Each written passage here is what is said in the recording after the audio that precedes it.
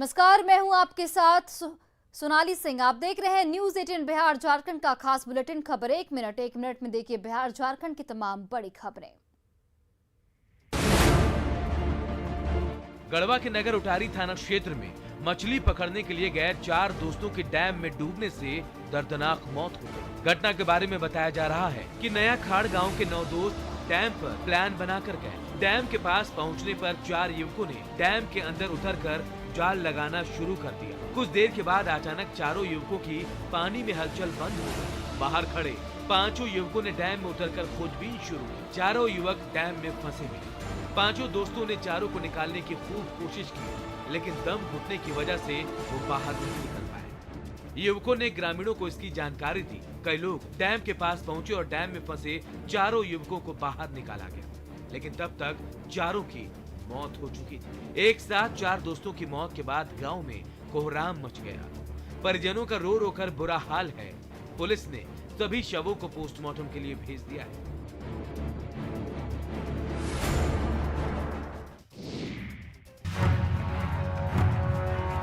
गिरिडीह में जंगली हाथियों के झुंड का तांडव जारी है। सरिया थाना क्षेत्र के कैलाटाण पंचायत के अंबाडी गांव में हाथियों के झुंड ने 2 लोगों को कुचल दिया।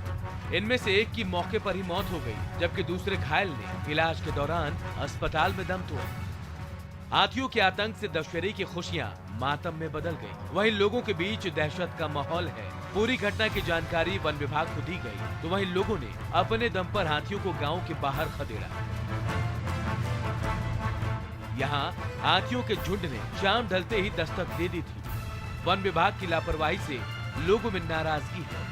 आपको बता दें कि सरिया और बिरनी थाना क्षेत्र में पिछले 1 महीने से जंगली हाथियों का झुंड घूम रहा है और फसल के साथ ही लोगों के घरों को भी निशाना बना रहा है। हाथियों के हमले से लोगों को बचाने में वन विभाग के पास ठोस योजना के अभाव से आए दिन ऐसे हालात नजर आ रहे हैं।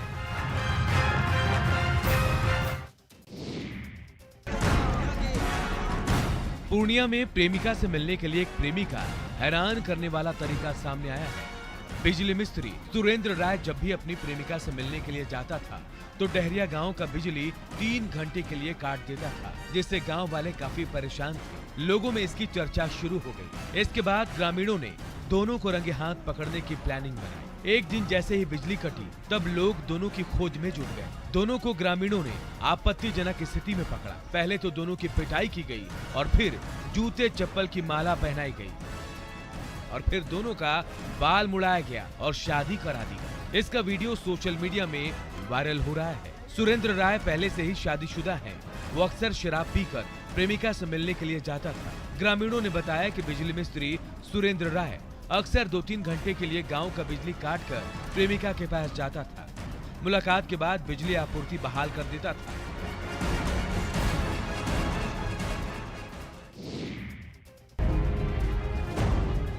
अस्पताल के बिस्तर पर जिंदगी की जंग लड़ रही ये है 36 साल की अनीता देवी उर्फ मोना राय।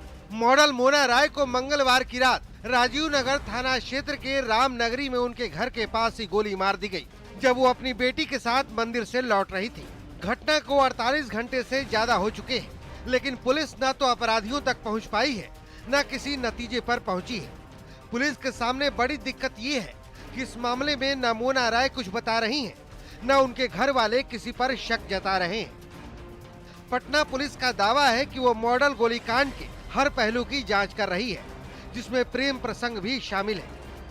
मॉडल के परिजनों की माने तो बाइक पर सवार अपराधियों की तस्वीर सीसीटीवी में कैद हो चुकी है। सवाल है कि जब गोली मारने वाले अपराधियों की तस्वीर सीसीटीवी में कैद है, तो फिर इस गोलीकांड के खुलासे में पटना पुलिस को इतना समय क्यों लग रहा है?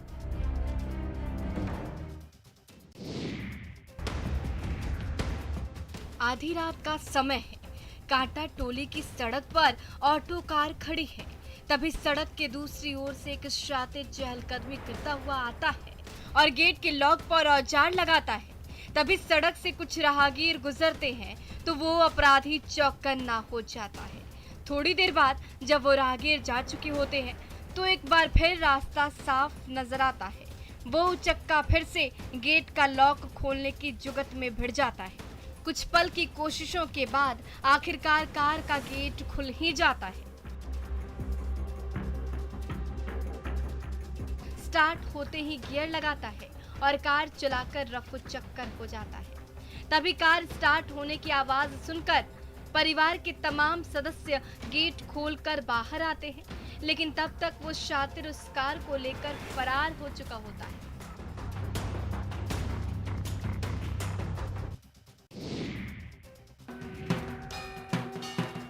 विजयदशमी पर आज बांग्ला समाज की महिलाएं सिंदूर खेला के माध्यम से मां को विदाई दे रही हैं। रांची के देशप्रिय क्लब में आज महिलाओं ने सिंदूर खेला के माध्यम से मां दुर्गा से अमर सुहाग का आशीर्वाद लिया। बांग्ला समाज में विजयदशमी के दिन मां को विदाई देने के दौरान सिंदूर खेला की परंपरा रही है। रांची के देशप्रिय क्लब में सिंदूर खेला और एक दूसरे को सिंदूर लगाया गया।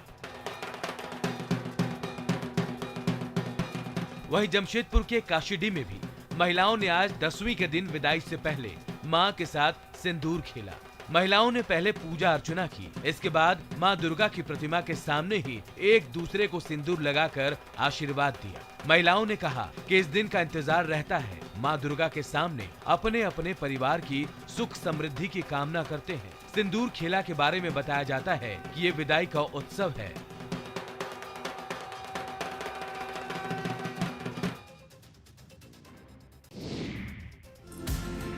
भारत के प्रथम राष्ट्रपति डॉक्टर राजेंद्र प्रसाद के पैतृक गांव जीरादेई में जश्न का माहौल दिख रहा है। आजादी के बाद पहली बार ऐसा नजारा देखने को मिल रहा है। भारत सरकार द्वारा 75वां आजादी के उपलक्ष्य में अमृत महोत्सव कार्यक्रम के दूसरी कड़ी और 100 करोड़ वैक्सीनेशन की सफलता के मौके पर उनके घर को रंग बिरंगी लाइटों से सजाया गया है, जिसके बाद ये आकर्षण का केंद्र बन गया है। इसे देखने के लिए आसपास के करीब 10 गांव के लोग जीरादेई आ रहे हैं। उनके घर की चमक बढ़ गई है। ग्रामीणों के अनुसार राजेंद्र प्रसाद के पैतृक आवास पर कभी ऐसी चमक दमक देखी नहीं गई। इसका उद्देश्य है कि 100 करोड़ वैक्सीन लग चुका है, उसी के उपलक्ष्य में ये कार्यक्रम है। इस अनोखे कार्यक्रम ने पूर्व राष्ट्रपति राजेंद्र प्रसाद के पैतृक निवास की रूपरेखा ही बदल दी है। इसे देखने के लिए पुरातत्व विभाग के पटना से वरीय अधिकारी भी आए हुए थे।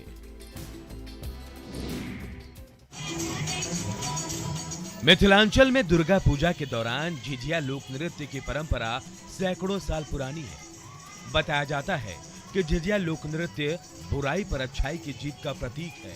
धार्मिक मान्यता है कि झिझिया नृत्य करने से ब्रह्मा बाबा और माँ दुर्गा प्रसन्न होती है और जादू टोना के साथ ही बुरी शक्तियों का नाश कर परिवार और समाज की रक्षा करती है।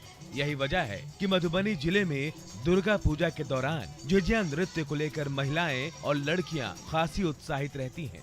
झिझिया मधुबनी का प्रसिद्ध लोक नृत्य है। इसके बावजूद पिछले कुछ सालों में नई पीढ़ी के बीच झिझिया के प्रति दीवानगी कुछ कम होती दिख रही है। हालांकि मधुबनी निवासी युवा कोरियोग्राफर विक्रांत कुमार ने इस साल कुछ महिलाओं और बच्चियों का समूह बनाकर झिझिया नृत्य को फिर से सम्मान दिलाने की पहल की थी, जिसका सकारात्मक परिणाम भी दिखने लगा है।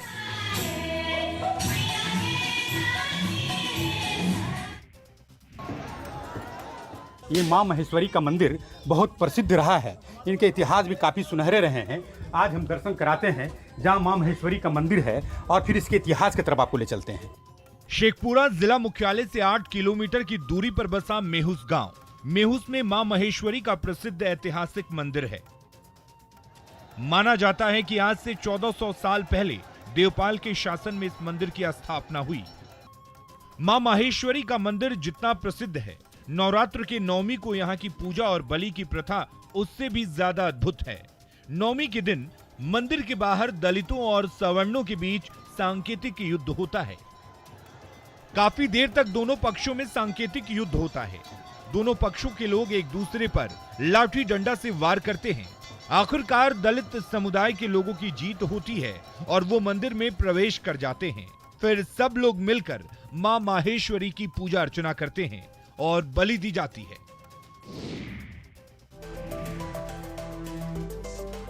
19 नवंबर को राजधानी रांची के JSCA स्टेडियम में एक बार फिर क्रिकेट का शोर सुनाई देगा। मैच को लेकर होटल की बुकिंग में आ रही तमाम समस्याएं अब खत्म हो चुकी हैं। BCCI ने करीब 90 कमरों की डिमांड होटल रेडिसन ब्लू से की है, जिसे प्रबंधन की ओर से उपलब्ध करा दिया गया है। जब भी क्रिकेट होता है स्टेडियम में, और क्रिकेट में जब फ्लड लाइट्स ऑन होती है तो इस कमरे से अब व्यू नज़र आता है वो स्टेडियम का। 18 नवंबर को भारतीय टीम रांची पहुंचेगी, जबकि टीम के पहुंचने के 5 दिन पहले से ही रेडिसन ब्लू को बायो बबल में तब्दील कर दिया जाएगा। खिलाड़ियों को सर्विस देने वाले होटल के कर्मियों को 13 नवंबर से ही क्वारंटीन कर दिया जाएगा। होटल के जिम को भी बिल्कुल नए अंदाज में तैयार किया गया है, जहां भारतीय टीम जिम में पसीना बहाएगी और प्रैक्टिस करेगी।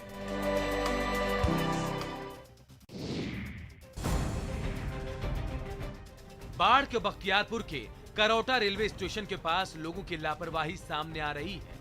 यहाँ पर लोग जान जोखिम में डालकर खड़ी ट्रेन के नीचे से ट्रैक पार कर रहे हैं। अगर ट्रेन आगे बढ़ी तो बड़ा हादसा हो सकता है।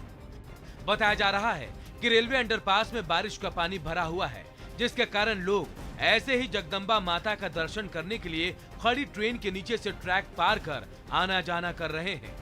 जिस जगह पर लोग ट्रैक पार कर रहे हैं, वहां पर स्थानीय लोगों के द्वारा काठ का पुल बनाया गया है, जिससे लोग आना जाना कर सके, जिसके बाद भी लोग लापरवाही बरत रहे हैं।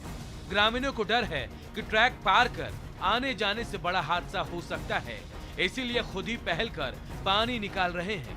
आपको बता दें कि कई जगहों पर ट्रैक पार करने के दौरान हादसे होते रहते हैं। ऐसे में लोगों को सावधान रहने की जरूरत है।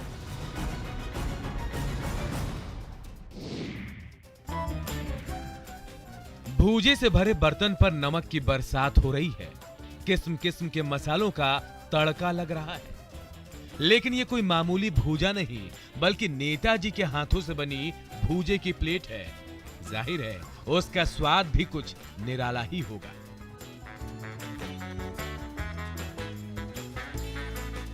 इस वायरल वीडियो में भूजे पर तड़का लगाते नजर आ रहे हैं पीरपैंती के बीजेपी विधायक ललन कुमार। दरअसल नेताजी दुर्गा पूजा पर लगे मेले में घूम रहे थे। वहां बीजेपी समर्थक की भूजा दुकान दिख गई तो खुद को रोक नहीं पाए और उस दुकान पर खुद आसन जमा लिया।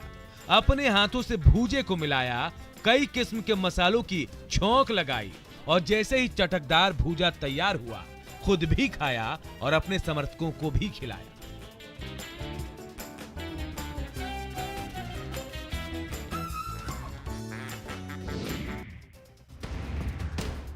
मुजफ्फरपुर के डिहुली इशहाका गांव में हर तरफ जश्न मनाया जा रहा है। गांव की होनहार बहू सुनैना देवी मुखिया जो चुनी गई हैं, इसीलिए हर गली और हर मोहल्ले में विजय जुलूस निकल रहा है। नवनिर्वाचित मुखिया सुनैना देवी खुली जीप पर सवार होकर आम जनता का अभिवादन करने निकली हैं। सामने जीप खड़ी है, तभी खुशी के मारे एक समर्थक ने राइफल निकाली, कारतूस लोड किया और ट्रिगर दबाते ही दंदनाती हुई निकली गोली हवा से बात करने लगी।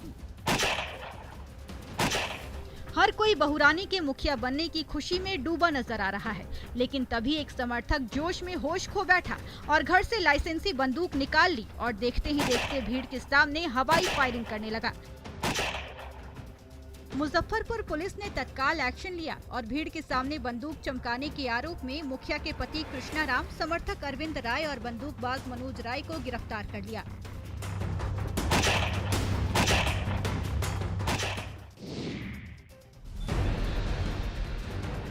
गोड्डा के ठाकुरगंगटी थाना क्षेत्र में देर रात पुलिस देसी शराब बनाने वालों के खिलाफ छापेमारी की। ग्रामीणों ने आरोप लगाया है कि पुलिस सिविल ड्रेस में थी। इस दौरान महिला के साथ पुलिस ने मारपीट की। महिला ने आरोप लगाया है कि पुलिस के साथ महिला जवान भी नहीं थी। पुरुष जवान ही उसकी और उसकी बेटी के बाल पकड़कर पिटाई की और उसके पति को बंधक बना लिया।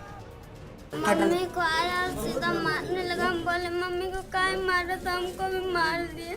मम्मी के बाल से पूरा टानने लगा, लात लात मारने लगा मम्मी को। महिला ने आरोप लगाया है कि उसकी बेटी के साथ गलत करने का भी पुलिस ने प्रयास किया। घटना से नाराज लोगों ने सड़क को जाम कर दिया और पुलिस के खिलाफ हंगामा किया। सुबह पुलिस जब पहुंची तो इलाज के लिए 1000 रुपए भी दिया, लेकिन लोग सवाल उठा रहे हैं कि जब पुलिस पिटाई से इनकार कर रही है तो इलाज के लिए पैसे क्यों दे रही है। पुलिस ने आरोपों को गलत बताया है।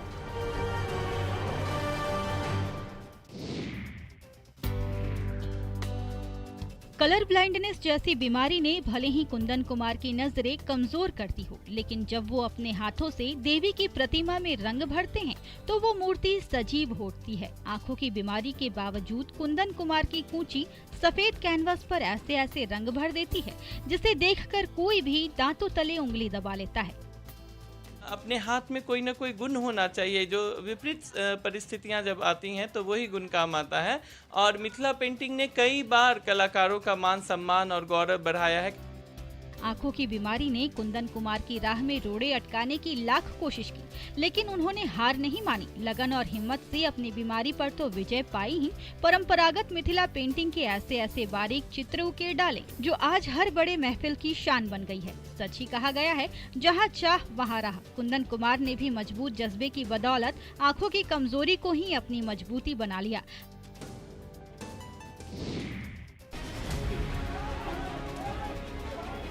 गया में एक मारपीट का वीडियो तेजी से वायरल हो रहा है। वीडियो में एक युवक को कुछ ग्रामीण पीट रहे हैं, हालांकि कुछ महिलाएं उसे रोकने की भी कोशिश कर रही है। वायरल वीडियो खिजर सराय प्रखंड के सिसवर पंचायत के बख्तर गांव का बताया जा रहा है।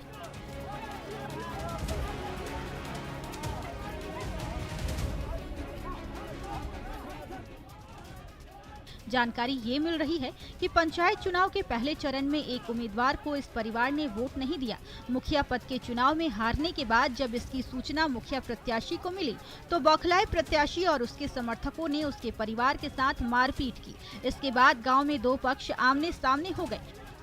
दोनों पक्षों ने थाने में इसकी शिकायत की है, जिसके बाद पुलिस एक्टिव हुई और आरोपी पूर्व मुखिया को गिरफ्तार करने के लिए छापेमारी कर रही है। आरोपी पूर्व मुखिया का नाम जयराम यादव बताया जा रहा है।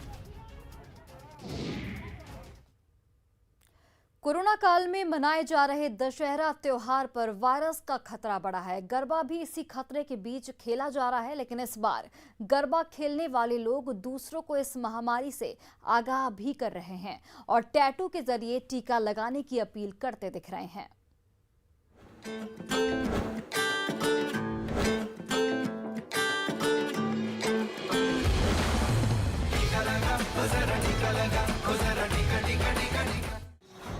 गरबे के टैटू पर कोरोना टीके का संदेश। लगेगा टीका, कोरोना नहीं बदल पाएगा भेष।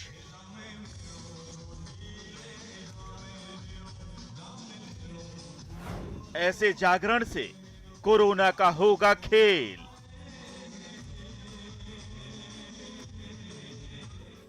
टीका लगवाइए, नहीं तो हो जाएंगे फेल।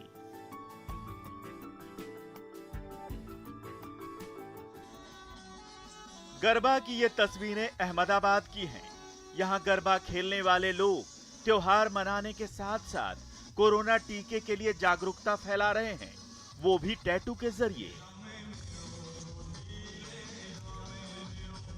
गुजरात में गरबा के लिए टैटू का क्रेज रहता है। लोग गरबे के दौरान तरह तरह के टैटू बनवाते हैं। इस बार कोरोना काल में गाइडलाइन के साथ जब गरबा की इजाजत मिली तो लोगों ने टैटू के जरिए जागरूकता फैलाने का फैसला कर लिया। 1.5 साल से नवरात्रि का सेलिब्रेशन नहीं हुआ है, तो इस साल हमने ऐसे सोचा कि वैक्सीन के थ्रू हम कुछ अवेयरनेस, वैक्सीन के टैटू के थ्रू हम कुछ अवेयरनेस स्प्रेड करें, जिससे लोगों में ज्यादा अवेयरनेस हो। टैटू बनाने वाले भी कोरोना टीकाकरण को प्रोत्साहन देने वाले नए नए डिजाइन लेकर सामने आ रहे हैं। जागरूकता फैलाने वाले इन डिजाइन की डिमांड गरबे के अलावा भी है। कोरोना जो अभी हॉट टॉपिक है चल रहा है, तो हमने सोचा कि अगर अवेयरनेस लाना है पब्लिक के बीच में, तो फिर वैक्सीनेशन को लेके हमने ये डिजाइन सोचा और फिर इस तरह से हमने ये डिजाइन क्रिएट करी और टेम्पररी टैटूज में अभी काफी चल रहा है। गुजरात का गरबा किसी पहचान का मोहताज नहीं है, लेकिन इस बार गरबा खेलने वालों ने जिस तरह से लोगों को कोरोना टीका के लिए जागरूक किया, वो वाकई काबिले तारीफ है। आप भी इस वायरस से सचेत रहिए और कोरोना टीके का दोनों डोज जरूर लगवाइए। Bureau report, news 18 network.